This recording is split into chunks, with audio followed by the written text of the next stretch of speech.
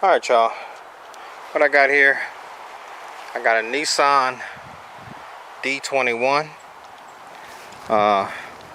This video I'm going to name Nissan D21 no start fix. Okay, and basically what happened was I went to the store the other day. I got in my vehicle, I started it up, I drove about 20 feet and it just cut off, dead. Wouldn't do anything. It was just completely dead, nothing.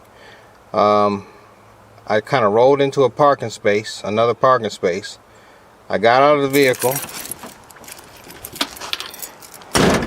and I went around, and all I did was take this battery terminal off, cleaned it up a little bit.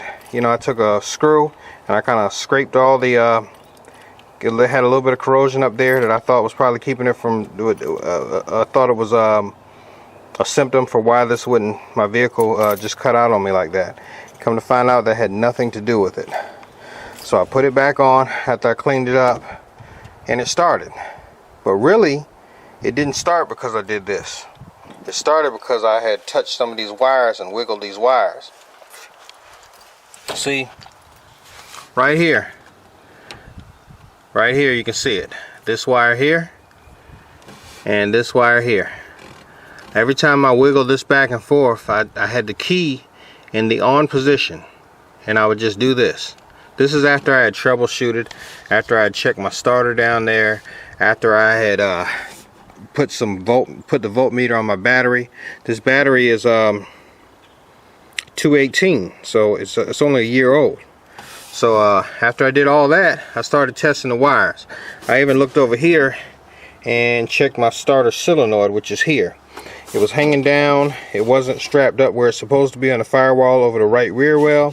I opened it up and saw some corrosion in there, like some rust and stuff. I put a little oil in there, like grease, electrode grease, and I put a little WD-40 in there to spray the connector out a little bit. Still wouldn't start. So I wiggled these wires, and then I narrowed it down to this wire. It felt really flimsy. It felt really flimsy. It just, the way this wire was bent, everything, it just seemed like this wire was different than all the rest. I shook these wires back and forth while holding this in place. Then I shook this wire back and forth while holding this in place. I did all that. I even went down here and messed with these wires, shook these back and forth while holding this block of wire in place. Then I messed around with the ground, traced the ground over to about right where that screw is right there, and the ground is right there. That was good. So finally, you know, it was this. And I don't have another connector. I didn't have anything. So what I did was I just jumped it. I left the other 3 wires in there on this side, the other 3 wires in there on that side, and just to get to this, I twisted these wires together. Now I can shake anything around, do anything I want, and whatever I do, the vehicle will start and it will not cut off. Even if it would start, I would just shake this before and it would just cut out on me or whatever. It wouldn't start. I hear the lights and everything, the little dee dee dee dee dee, all that stuff, it would just go out. So what I did, I got a connector piece, electrical connector, and I'm gonna go back and untwist this wire. I'm gonna try to do this while I'm holding the camera, and I'm gonna put the camera right here so I can show y'all. And I'm gonna stick this wire right in this connector right here, and I'm gonna jump it. Now this is a temporary solution. You know, I might run into the junkyard and get the harness for it. There's really nothing you can do because that harness is connected right here. The wires, it comes connected all the way down. So this is probably the only thing that I can do. So I'm just crimping the wires, making them straight. And this solved my problem. You know, it's a lot of when you're driving down the road, it's just a lot of, on an old vehicle like this, you take the battery out sometimes, you know, you put it in something else, you got to put another battery in, you know, you're just doing all that kind of stuff, you know, just trying to survive, I guess, doing stuff, you know, seeing what works, and trying to diagnose stuff. And you know, it's just a lot of bumping and running down the road. And as you see, I don't know if you can see that, we got some sun today. Alright, so I stuck it in right there. I'll pull it out again for you. Stuck that in there. I'll take my pliers. I'm just going to crimp it.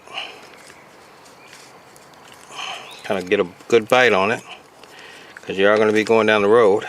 And there's no slack in this wire. I'm going to go back and put an extension on it or do something else later. But for right now, because it's a work truck, and I don't want to have to go down the road and get on a job and it won't start. People looking at you all crazy, like it never happened to them before in their life. They'll be like, I can't believe that guy broke down in my yard. That was so unprofessional. I've never seen nobody break down before. Right?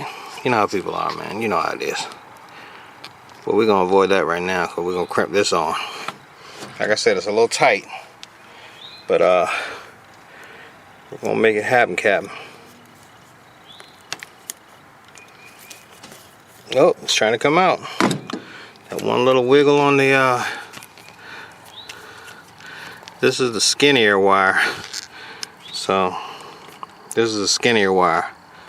So I gotta stick it way down in there. Cause if this come out, you are gonna be, ain't nothing you can do about it. You're just gonna be out back. You know, you gotta have some pliers with you or something if you want to make it home. So I'm gonna squeeze down on this kind of real tight.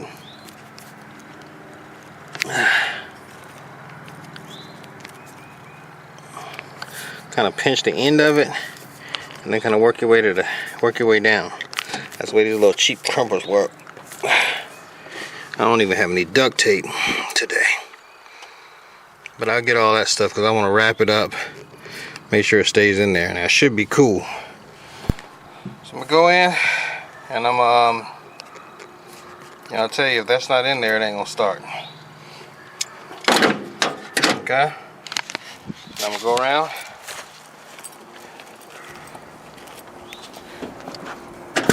And like I said, I've already done this. I already know what's gonna happen, but I just wanted to show y'all how I fixed it. And I'm not an electrician at all. Not at all. Matter of fact, most times when stuff like this happens, I gotta take it somewhere else. But I put my foot on the clutch. There we go. Make sure it's in neutral.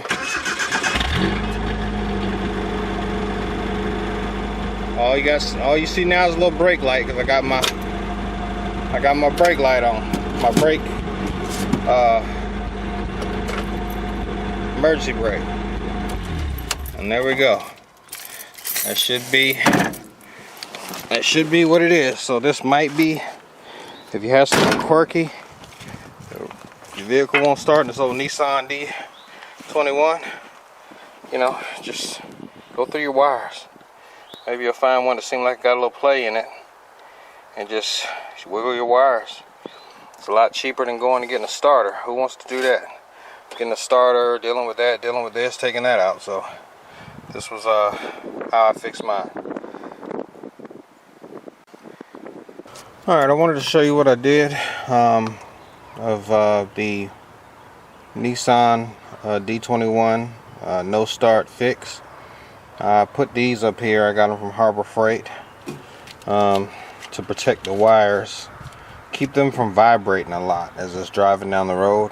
And I just took some duct tape and kind of taped them all together. And I'll probably finish this out, put a wire tie about right here, keep it off that battery, and just put one right there, and that'll keep it from vibrating as it's driving down the road, to prevent these wires from moving around a lot and keeping it from starting, or the wire just wiggling the connector so bad that it wouldn't start, which was the problem to begin with that I diagnosed. And that's pretty much it. I'm just showing you the Nissan D21. I got an 89 here, you know, and with the Z24, whatever, and that's pretty much it. Like and subscribe.